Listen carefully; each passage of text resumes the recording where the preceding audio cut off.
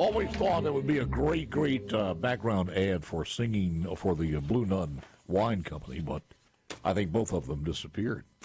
Anything that you want to mention here, sir, before we get started? Well, our next guest has just returned from Paris and has some fun stuff to cover as well. So that was kind of interesting. How about that? Yeah, that you played that. I was sitting there going, did he know what? No, I did not. So, you will find out that our brothers and sisters in broadcast who've gone ahead in the big press box in the sky do on many times have ways of interjecting themselves into this program. So yes, sir. I had no idea. You nailed it. I don't know how you did it, sir, but yeah, it happens all the time. It's just because that was put in yesterday. Yesterday, that's right. Probably 1 o'clock. So yeah, no, she has some great stories for you, too, if you very good. Rebekah Staples, fellow on work in Power, Mississippi. Good morning, ma'am. How are you? Hey, Paul. Good morning. Good to have you in the studio. I'm glad to be here. That music was actual music to my ears. Just got back from Paris. There was some French in that song. I was jamming a lot over of here. French in that song. I know. Très bien. In the long broadcast career, starting off as a DJ way back then, even though they almost fired me for doing too much political talk during in the middle of the records. That was before even talk radio was there. But there's only a couple of songs that I know over a period of time. There's the Japanese song, Sukiyaki or whatever it is, and the Singing Nuns, that made it to number one where nobody understood exactly what was said. There may be a Hispanic song too, but I'm not sure. But they're few and far between. So what was the reason? Was that a business trip or just pleasure trip? Well, Paul, you might appreciate my sister-in-law and I went to Paris to cheer on Team USA. Oh, really? We were there for the Olympics, yes. Anybody in particular to watch or support? Well, I got to tell you, we felt so lucky. We got these tickets last year, and we thought, hey, what are our favorite sports? So we ended up seeing what I consider to be sort of the big names. We saw Simone Biles, Jordan Childs, Suni Lee in their final solo competition. We saw Team USA swimming, both men's and women's, win gold and break 2 world records. We saw Noah Lyles in track and field. It was incredible. Did you have a chance to talk to Sam Hendrickson when you were over there? I definitely followed his performance online. I didn't actually get to see him. I was there with a few 100,000 of my closest friends, of course. But we did find several Mississippians. I'm from the Free State of Jones, and you might appreciate. So my sister-in-law and I were walking out. We ran into another Team USA family, and we were talking, and they said, well, we're in California. We said, well, we're from Mississippi. And they said, well, where? We have family there. And they said, you're probably not going to know where. Well, we said, try us. And they said, Jones and Wayne County, which of course is our stomping grounds. It was incredible. I thought, man, the world is flat. That is absolutely amazing. And when you pick out somebody who you're just talking, they can hear the drawl, so they I think we gave it away, maybe. Yes.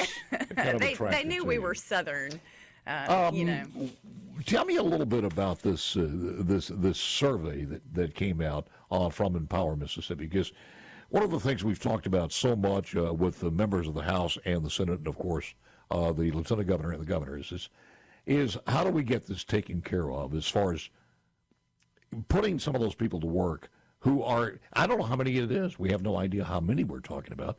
We had used a figure early on that after the pandemic was over, 40,000 workers, able-bodied workers in the state, just disappeared. Your thoughts on this? Yeah, absolutely. I appreciate that opening context. And so just for the listening audience, I'm a contributing fellow on work for Empower Mississippi, which is a nonprofit organization that exists to help solve some of our state's toughest challenges.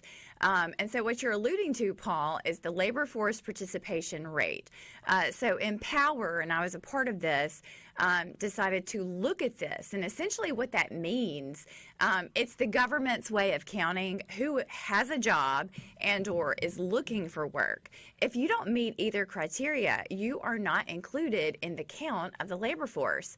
And so the problem there is that Mississippi's labor force participation rate is right about 53.9%. It's the lowest in the United States. For context, the U.S. rate's about 62.7%. So the question is, Wow. Where are these people? Why aren't they working? Is the data we're looking at, is that the full picture? And as we began looking at this issue, looking at policymakers who are already leading, the governor, the lieutenant governor, the speaker, I want to say that the state is already taking steps to address this through programs like career coaching, the development of Accelerate Mississippi, the new Office of Workforce Development, but using their own information. And what we've found, this is a lagging trend, despite the significant economic activity that we've seen as a result of these pro-growth conservative policies, as you've covered extensively, Paul, from tax cuts to education investments. We have record low unemployment rates, wide job availability, capital investment, but we still have about half the people, not in the workforce. So that's what we set out to figure out. Yes, sir. If you take 100 people in a group, then you separate 46 of those people and say, all right, you're not going to work. The rest of you 46, you jump in the wagon. The other ones, you pull the wagon. And basically that's it, to use an old term. That's right. And so to put it in, terms that the Congressional Budget Office uses, I want to go back to something Dr. Corey Miller said in a Senate testimony earlier this year. He cited CBO, which, as you know, is a nonpartisan analytical agency of Congress. And they draw a correlation between low labor force participation and low GDP. Essentially, what Dr. Miller cited and CBO found, the fewer people you have working, the fewer tax revenue the government is collecting. Course, and there's a correlation in the dependency of citizens on government benefits. So you kind of have this compounded problem. But here's the opportunity. If we're able to really get our hands around this and increase the labor force participation rate. But isn't that the key? How do we get our hands around it? That's right. And all right, here we go. The population most likely to be in the labor force is this. 78.9%, the largest percentage of people in 25 to 44 years old. That makes sense. That's right. 25 to 44. Yes, sir. The next age is 45 years old to 64, a year before Social Security, or 65. Is 65 Social Security now? 60. It should be 60. I think 65 is the early opt-in. 67 might be. Anyway, that's 61.7%. 61.7. The lowest being the 65-plus group at 13.5, which is, of course, in the retirement area. But you actually have about 13.5% of the people who are legitimately could be retired are still working in, like, Supreme Court justices and the Pope. Of course, the Pope is not on our Social Security, as far as we know. He's got a higher security, I think. That's right. So in which of these groups do we have more people that are not working that should be working? Well, the largest decline that we've seen based on this information compiled by NSPARC at Mississippi State University, the greatest decline was among our youth, age 16 to 24. Well, that's scary. I can see it in the retired saying I'm not going to come back to work after COVID. Right, that makes sense. But you're saying in the 25 to 44? In the 16 to 24, the young people, that has seen the greatest decline over the time period we looked at, which is 2010 through 2023. There was about 6% decline in labor force participation. And the reason that's so important, in my opinion, is, you know, and I want to say we're trying not to draw preconceived notions, but we're concerned about the culture of work. Are our young people, do they experience the dignity of work? What are they learning, and what is their expectation? You don't have to study. Well, we got a break coming up. You don't have to study that. I'll take care of you. You can do something else. You can look at some photos from Paris and enjoy that. Don't even spend time worried about that. The answer is no. Absolutely, positively not. Not all of them, of course. Some of them are some incredible people, and put our hopes in those few that have been raised the right way. We'll continue this conversation with Rebekah Staples in just a moment. You know, Rebekah, it's one of those things. I feel like I'm a good guy, and sometimes you just sit and think about things. If it's raining really bad on the highway in an isolated area, if Post Malone or Teddy Swims or Jelly Roll happen to be walking and asking to hitchhiking, I just don't know if I could pick them up. Maybe you should make them audition for you first, like perform a musical talent, and that's the price for transportation. I feel so bad about that, you know, but it's the way of the world. Look, as we get into this, and you have another stat in here that's amazing, because if people think this is a racial issue, it is not. Black and white populations are about the same that we've seen here on your report. The average monthly labor force participation rates were similar. Blacks 54%, whites 53%, Hispanics even higher, 61.8%. That's right, Paul. And as I noted, we are trying to establish a baseline of information. And so the 4 primary areas we looked at via NSPARC at Mississippi State with this report was race, sex, education, and age. And so as you note, again, no preconceived notions. We're just trying to go where the data tells us to go. I was surprised, frankly, by this information. Again, we're going to have a series, at least one more, possibly more reports in the next 12 months. We'll dive deeper into these issues. But the information that we have seen, non-Hispanic, black and white labor force participation rates, while they similarly declined, they're about the same level. The non-Hispanic black at 54, non-Hispanic white at 53. And actually, if you look a little bit deeper, the decline was greater for the non-Hispanic white population than the black population over that time period.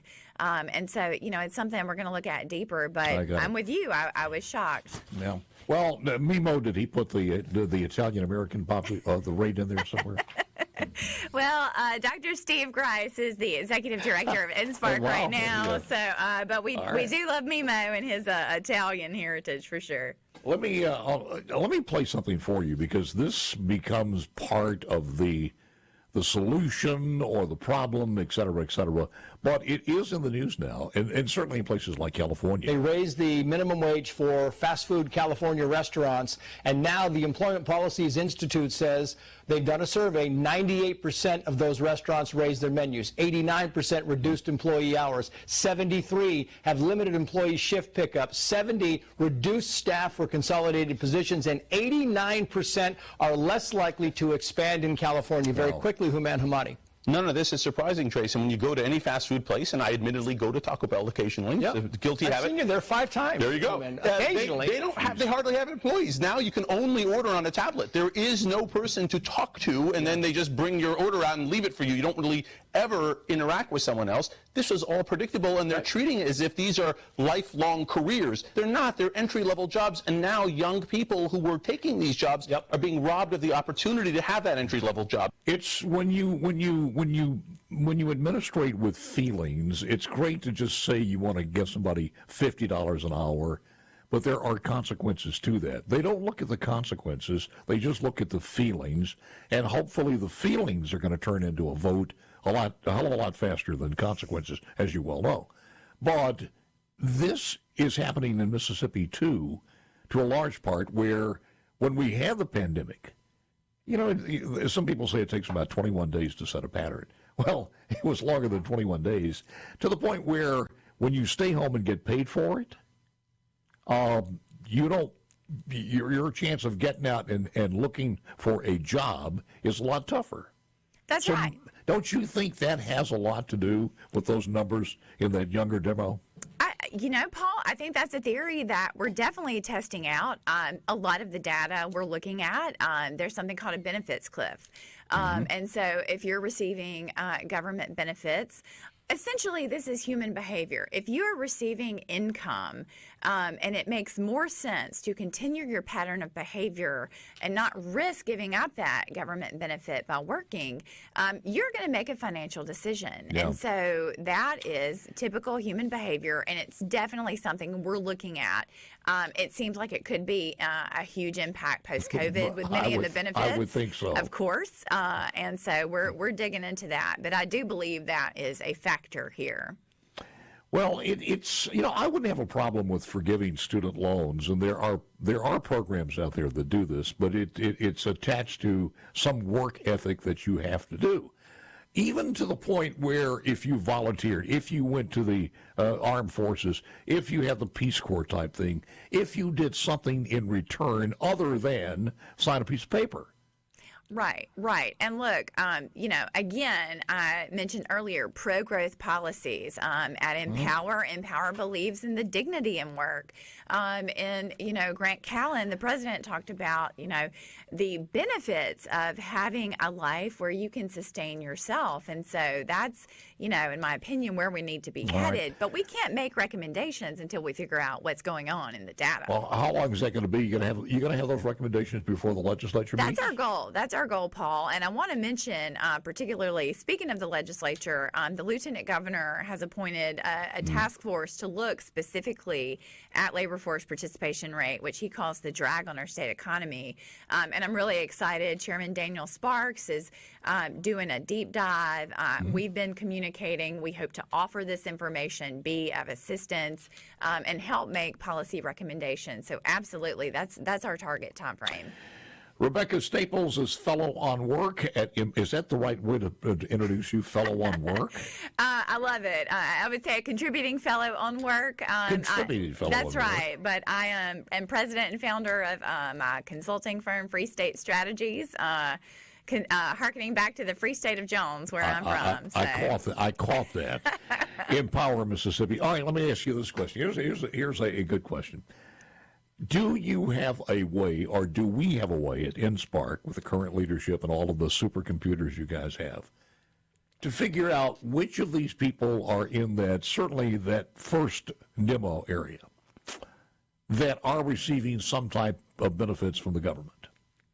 So most government programs have a privacy you can't, like HIPAA, you can't have private information. However, what we can do is back into that information without identifiable information. And so you see organizations like Accelerate Mississippi as well as Empower looking at labor force by county or ecosystem and then trying to figure out where are the pockets that we need to target. Listen, I don't care if you don't find the exact name of the person. I'm not talking about going after the name. Yeah. But if you did have that information as far as in Cahaba County, how many people? In Jones County, how many people? Then I think that would be some data where you would start.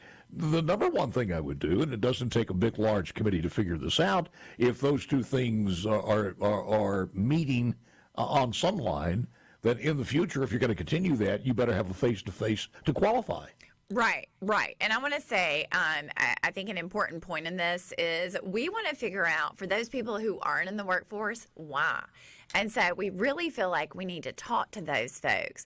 Is it a benefit calculation? Do they not want to enter the workforce because it might jeopardize some government benefits? Is it a training? Are they in school? And so we're really hoping to connect with Mississippians in our second follow-up as well. That's the other category, Rebekah, because if they are not in the workforce and they're not taking anything from the government, they have the freedom to do that. Absolutely. They've got the freedom not to work. Absolutely. The freedom. That's what we believe in. To be honest with you, I don't know if I'd want them work in my place. if that's it. Maybe they're in a trust fund or something. I'm not sure how in the world they're doing it. Unless they're in the basement and the food's good. Well, I mean, People find satisfaction in many different ways. And Paul, I want to make it just one note, just for the audience. So the calculation for labor force, you've got to be 16 years or older. So there is an age limit. Just wanted to clarify. Why is that counted in it, though? What, I'm sorry, what now? Why is 16? Why wouldn't you go to 18 after high school, or at least a 16 is reasonable? typically the age at which most states allow individuals to become employed. And so the Bureau of Labor Statistics. In other words, you can be employed full time. This is full time, not part time. This is if you are working one or more hours in a job, the BLS counts you as in the workforce. One or more. That's right. hour. They're right. So we have questions about the actual data collection itself. Not to get real wonky on you, but sometimes an hour of volunteer service counts. Sometimes it doesn't. I can come up for a couple of names for BLM and put some new acronyms on them. I'll give you final say coming up next. Hang on. All right, let me get back with Rebekah Staples, Empower Mississippi. Here's another thought on this one, and are you ready for this? I'm ready. Maybe they're not there. Maybe they're gone. Maybe they're just not available. Here is what I'm talking about. We did our census in 2020, and we came in 6,000 short. We'd lost 6,000. And forgive me if I'm wrong on some of these numbers, but just around the edges. I think they said we lost 6,000. Then several months later, there was some retractions on that and said, look, we were undercounted by 100,000. So if we were undercounted by 100,000, we are at 2.967, so 33,000 away from 3 million. If we were undercounted, then we're over 3 million. But 23.1% of the population is under 18 years old. Now, that's 683,680 people. So let's say 684,000 are under 18 years old in the state. But according to the census, that is almost a 10% decrease from 2010. Okay. So the number of people 18 and younger have decreased in the state of Mississippi by 10. Now, we see that reflected in the public school and education where there are less students. Maybe they're not there. We're just not having enough babies.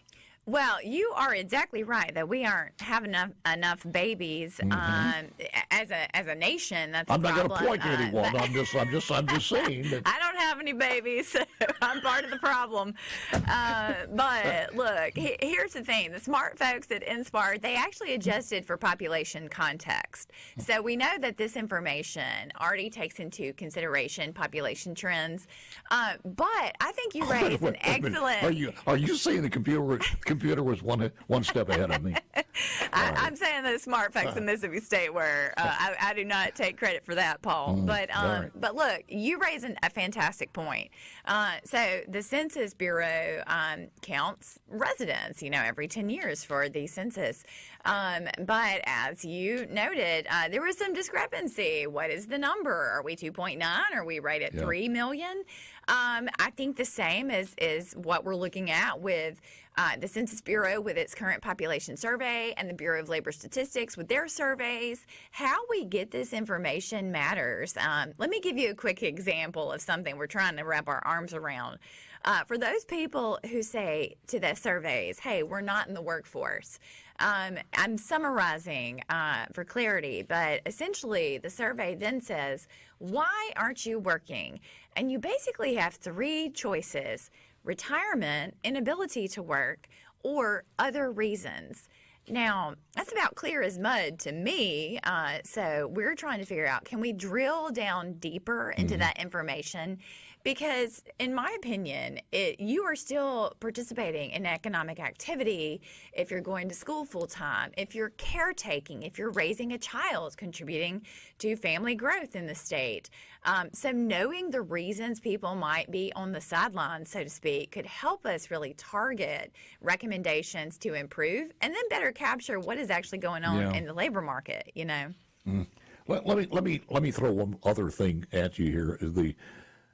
the juxtaposition between where we were 10 or 15 years ago to where we are now as far as the job market is concerned, the juxtaposition is on one hand, you got a kid who's now in the 7th or 8th grade. They're not reading proficiently. They're very, they made the statistical chances he or she's going to drop out when they're in the 9th grade. They're in the workforce, but they really are struggling. And then they go look for their job. And all of a sudden in the 10 years past, every job that's out there that's halfway decent requires some modicum of education. The technological advancement of that. You can go to a tire manufacturing. You better know your stuff. You go to a car plant. You go to any of these industries that we've brought in the last 10 or 15 years, and you've got to have some education. We offer the training and everything else, but do you think that might be one of the catalysts for them not trying? Absolutely. I think education is critical. In our preliminary report that we're discussing this morning, education of the factors we studied is the greatest predictor of labor force participation. Yeah. It also it was highly correlated with whether or not you're working or in the labor force. So just for our listeners, if you had an associate's degree, you were in the labor force at over 68%.